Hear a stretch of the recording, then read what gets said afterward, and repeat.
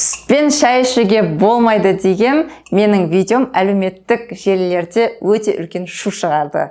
Енді барлығының сұрап жатқан сұрағы, енді не ішеміз деген сұрақ. Бүгін осыған тоқталайық. Мен ішетін шайлар бұл мың жапырақ шайы, бұл өте күшті антипаразитарный эффект беретін шай. Одан кейін иммунитетті күшейтуге арналған шайлар. Бұлар құрамында ягодалар бар, иван чай бар, чабрец бар.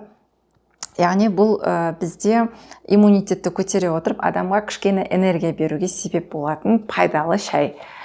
Одан кейін босанған әйелдерге қалыпқа келтіруге арналған шай.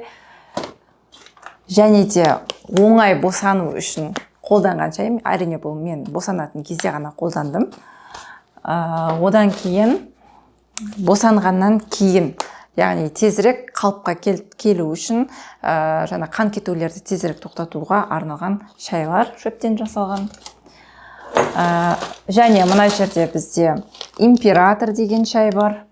Бұл ер адамдарға өте күшті. Лесная сказка деген шай. Яғни лесная сказканы орманда өсетін өсімдіктерден жасалады көбінесе. Сосын клюквамен чай. Бұл бізде тоже мощный антиоксидант, вирустарға қарсы, және де почкеге, циститке қарсы өте керемет шай. Және де бізде цикорий деген өт айдауға арналған чайның напиток бар. Мен мына жерде женьшенмен алғанмын.